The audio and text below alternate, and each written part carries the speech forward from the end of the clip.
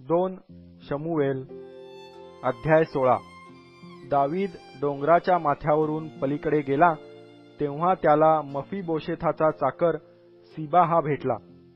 खोगीर घातलेली 2 गाढवे व त्यावर 200 भाकरी, खिसमिसांचे 100 घड, अंजिरांच्या 100 ढेपा व द्राक्षारसाचा 1 बुधला अशी सामग्री त्याच्याजवळ होती। राजाने सीबास विचारिले, याचे प्रयोजन काय? सीबा म्हणाला, गाढव राजघराण्यातल्या लोकास बसण्यासाठी, भाकरी आणि अंजीर तरुण चाकरास खावयासाठी आणि द्राक्षारस रानात थकल्या भागलेल्यांसाठी पिण्यासाठी आहे। राजाने पुन्हा विचारिले, तुझ्या धन्याचा पुत्र कोठे आहे? सीबा राजाला म्हणाला, पहा, तो यरुशलेमेत राहिला आहे। आज इस्रायल वंश मला आपल्या बापाचे राज्य पुन्हा देईल असे त्याला वाटत आहे।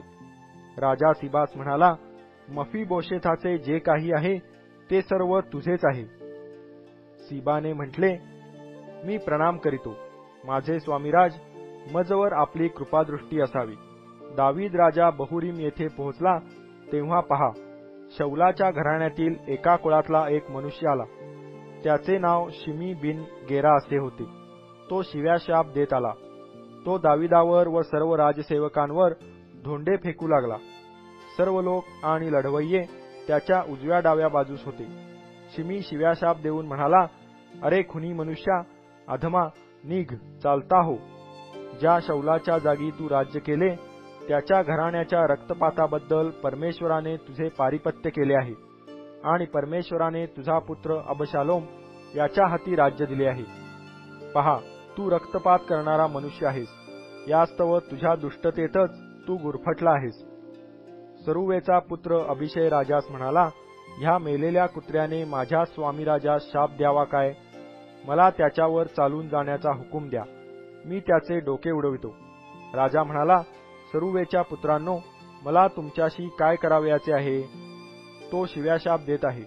दाविदाला शिव्याशाप दे असे खुद्द परमेश्वराने त्याला सांगितले असल्यास तू हे का करीतोस असे म्हणण्याची कोणाची प्राज्ञा आहे? मग दाविदाने अभिषय व आपले सर्व सेवक यास सांगितले, पहा, प्रत्यक्ष माझा पुत्र माझ्या पोटचा गोळा माझा जीव घ्यावयास पाहत आहे, तर हा बन्यामिनी हे असे करीत आहे, यात काय नवल? त्याच्या वाटेस जाऊ नका, त्याला शिव्याशाप देऊ द्या, कारण परमेश्वरानेच त्याला सांगितले असेल, मला होत असलेला उपद्रव कदाचित परमेश्वर पाहिल आणि या शिव्याशापाऐवजी मला चांगला मोबदला देईल। दावीद आपल्या लोकांसह पुढे मार्गस्थ झाला आणि शिमी समोरच्या पहाडाच्या कडेने त्याला शिव्याशाप देत, धोंडे मारीत व त्याचवर धूळ उधळीत चालला। राजा आपल्या बरोबरच्या लोकांसह आपल्या मुक्कामी थकून भागून पोहोचला व तेथे त्याने विसावा घेतला। अबशालोम सर्व इस्रायल लोकांसह यरुशलेमेस आला व त्याचबरोबर अहितोफेलही आला। दाविदाचा मित्र हुशै अर्की अबशालोमाकडे गेला तेव्हा तो त्यास म्हणाला, राजा चिरायू हो, चिरायू हो। अबशालोम त्यास म्हणाला, तुझ्या मित्रावर अशीच का तुझी प्रीती? तू आपल्या मित्राबरोबर का गेला नाहीस? हुशै अबशालोमास म्हणाला नाही, परमेश्वराने आणि या लोकांनी व सर्व इस्रायल लोकांनी ज्याची निवड केली त्याचा मी आहे व त्याच्याबरोबर राहणार। मी नोकरी कोणाची करणार? त्याच्या पुत्राच्या हुजुरास राहून मी सेवा करू नये काय? जशी मी तुझ्या बापाच्या हुजुरास राहून सेवा केली तशीच मी तुझ्या हुजुरास राहून करणार। मग अबशालोम अहितोफेलास म्हणाला, आता आपण काय करावे याचा सल्ला दे। अहितोफेलाने अबशालोमास म्हटले, ज्या उपपत्नी तुझा बाप मंदिराच्या रक्षणास ठेवून गेला आहे त्यांच्यापाशी जा। तुझ्या बापाला तुझा वीट आला असे सर्व इस्रायल लोक ऐकतील तेव्हा तुझ्या बरोबरच्या सर्वांच्या हातांना जोर येईल।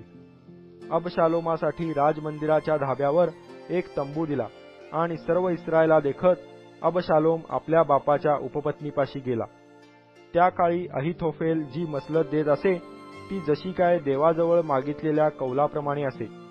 दावीद व अबशालोम या दोघांना जी मसलत तो देत असे ती अशीच असे।